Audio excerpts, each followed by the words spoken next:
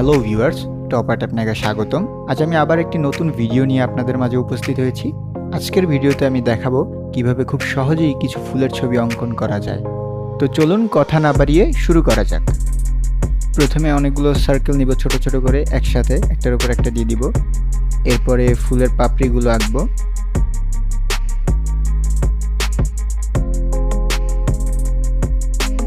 পাপড়ির গোড়ার দিকটা একটু স্কেচ করে দিব।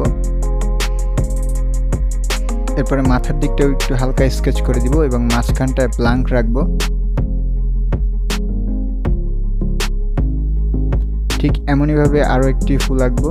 প্রথমে কিছু ছোট ছোট সার্কেল একসাথে অনেকগুলো আঁকবো, একটার উপর একটা দিয়ে দিব। তারপরে আবার ফুলের পাপড়িগুলো আঁকবো। ঠিক একইভাবে আগের ফুলটার মতো এই ফুলের পাপড়িগুলোকে স্কেচ করে দিব। খুবই সহজ একটি আর্ট। আশা করি বিগিনাররাও খুব সহজে এই ফুলগুলো আঁকতে পারবেন, কারণ আমি এই ভিডিওতে দেখিয়েছি স্টেপ বাই স্টেপ কীভাবে এগুলো আঁকতে হয়। আশা করি আপনি যদি আমার এই ভিডিওটি মনোযোগ সহকারে দেখেন, তাহলে আপনিও খুব সহজেই এই ফুলগুলো অঙ্কন করতে পারবেন। এরপর আমরা ফুলের বোটা দিয়ে দিব।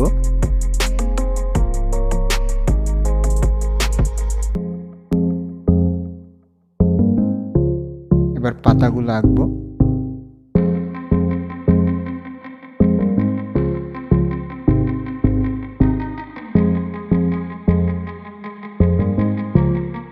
আমরা প্রতিটা পাতার দুই সাইড থেকে হালকা স্কেচ করে দিব এবং মাঝখানটাকে ব্ল্যাঙ্ক রাখবো।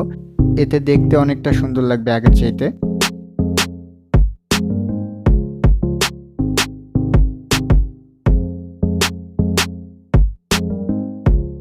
অলরেডি একটা আঁকা কমপ্লিট। এবার আমরা সেকেন্ডটাতে যাব।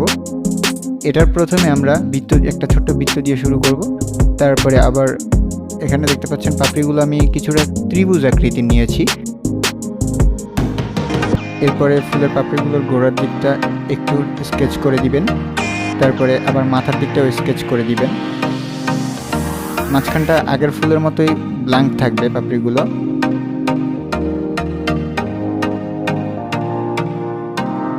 ঠিক একইভাবে আমরা বাকি ফুলগুলো কমপ্লিট করব।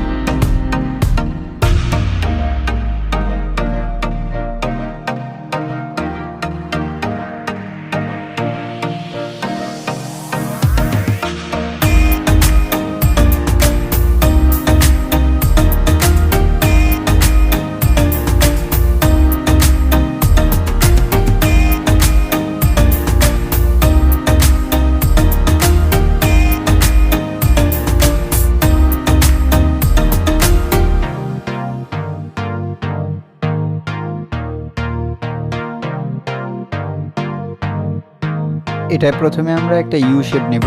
ভালোভাবে খেয়াল করবেন যে এখানে ইউ শেপটা নেওয়ার পরে মাথার দিকটা একটা দাগ দিয়ে দিয়েছি। তারপরে আমরা ফুলগুলোর পাপড়িগুলো দিয়ে দিয়েছি। এবার হালকা স্কেচ করে দিব। এবার ফুলের পাপড়িগুলোতে একটু গাঢ় করে দাগ দিয়ে দিব।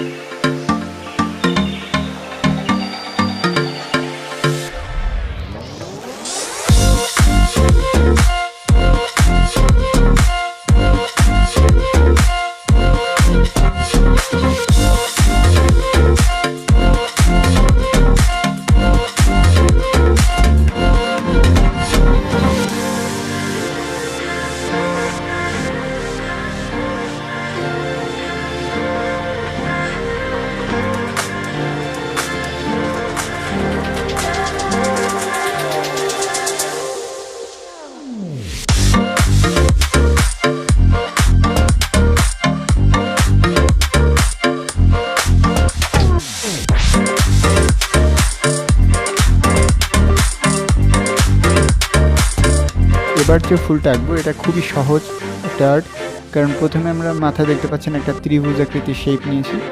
তো প্রত্যেকটা ঠিক একইভাবে কার্ভ করে এটাকে সুন্দরভাবে দিয়ে দিব, সব জায়গায় ত্রিভুজ আকৃতির শেপ নিব। এটা খুবই ইজি একটা আর্ট।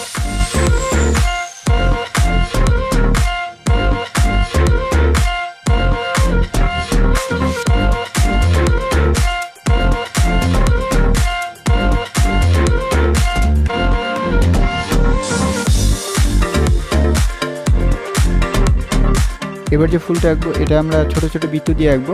বৃত্তগুলো একটু বাঁকা করে নিব, নিজের মতো করে নিতে পারি। তো এরপরে এটার মাঝখানে, বৃত্তগুলোর মাঝখানে ছোট ছোট একটা বিন্দু দিয়ে দিব, তাহলে এই ফুলটা কমপ্লিট হয়ে যাবে।